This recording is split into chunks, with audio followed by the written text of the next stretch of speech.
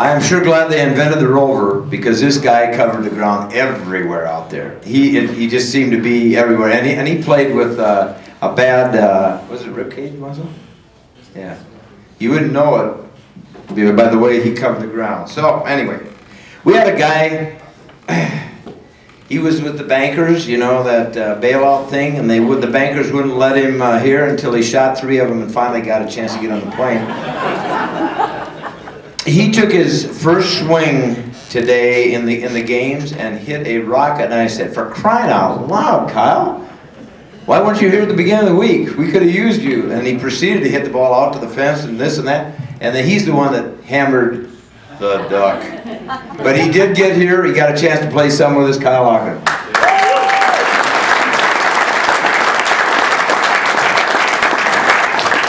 And then we got the riff. Mr. Riffer. We could call him the Ripper because he rips the ball too, but what a pleasant thing. And I think one of the neatest things he did is bring his wife with him. She has more stories. She has more stories than we can have time this evening with, so we'll pass on them, right? HM? Okay. Now on to the next. Bob Wall. Lefty.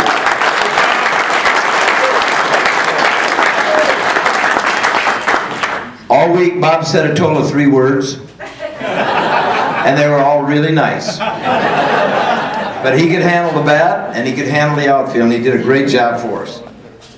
Then Kelly had already had to leave. He had a plane flight to catch. But one other thing that Greg said to him, it was the same last game on the same field 4. Last year he split his middle finger, broke his middle finger. They thought they were going to have, third base. Or third base.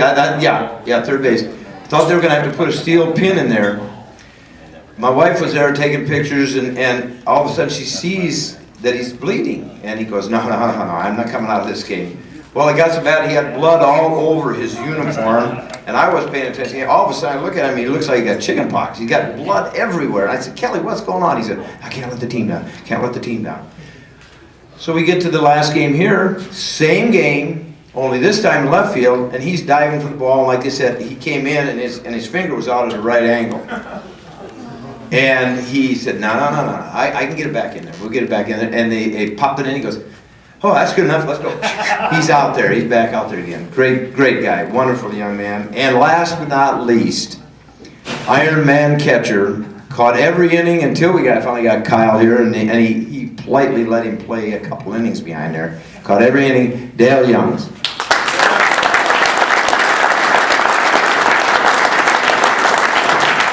Okay, award time quickly. We've got 3 name tags. First one is GP. This ball player is going to be going to the Royals opener in Chicago when we open against the White Sox. Dennis Ripper, come on up here, Dennis.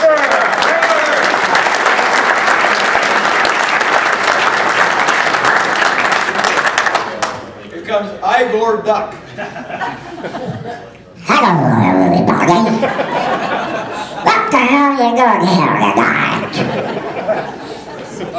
Jamie, you look good. What's wrong? I've seen a prettier head on a tomato than yours. You're always getting on my head. Have you looked in the mirror lately? Well, I'll tell you what, I'm glad George didn't come. That way we didn't have to mess with the mariachi band in the dugout. 2 years ago, he goes to the Mexican restaurant with Dookie, and he hires the mariachi band. He brings them all out on the infield there, and we start the game, and they're in the dugout, and they're singing all this music and everything. Didn't do him a damn bit of good because we beat him. I think he finished the season 0-5.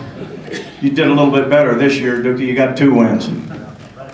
But anyway, I want to wish Dennis and Frank good championship.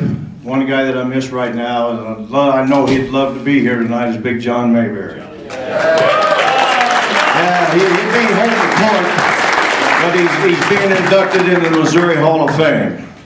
So that's a great honor for Big John. I don't know if he's talked to Dennis tonight or not, but I know he's pretty happy about it. He's got bragging rights again. First thing he said when we got here, you know, guys, it's hell to be on top all the time because it's lonely. But anyway, it's great to be here tonight, you know, and after Mr. Ogden hit me in the John, I know how you felt. He hit me right here, and I don't know, I think he hit right underneath my belly, hit all the fat and everything there, but kind of woke me up.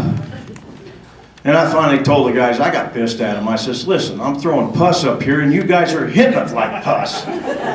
I says, I'm bringing it the rest of the time. And I did, and we got 17 runs. So anyway, and you know, I have a special friend that has been very dear to me since I've been here, and he's been on our team 2 years in a row. And when I looked, my wife looked on the email this year, and I must have misread it, or she didn't tell me right. She said Jason Horn wasn't going to be here, so I was really disappointed. And when I get here, there's Jason to meet me. I says, what the hell are you here for? You're not supposed to be here.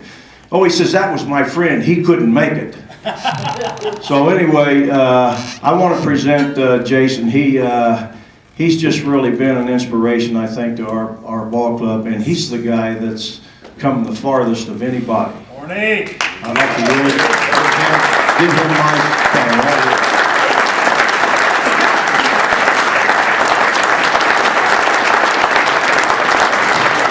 And without further ado, the duck's gonna leave you.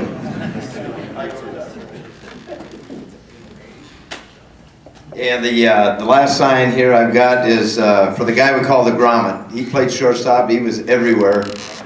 And we're going to give that to Robert Atkins.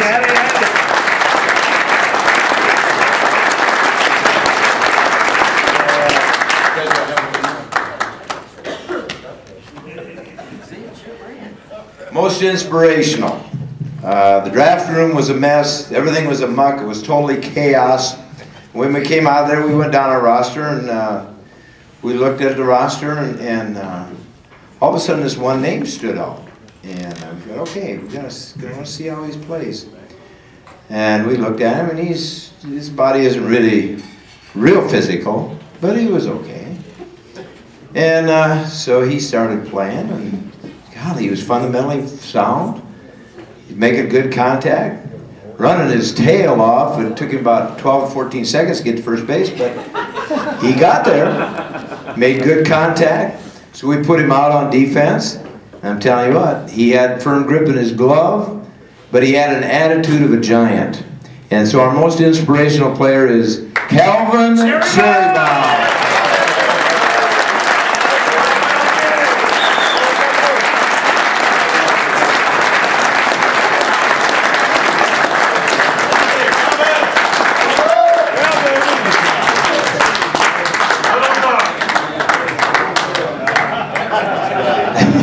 Our last award, the MVP. Just give you an idea what this guy did. Just real quick, he had 696. He led the whole fantasy camp in RBIs with 12. And he made all the plays in the outfield. And he's the one that told me where he was going to hit the ball when we did. Mr. Meyer. Georgie!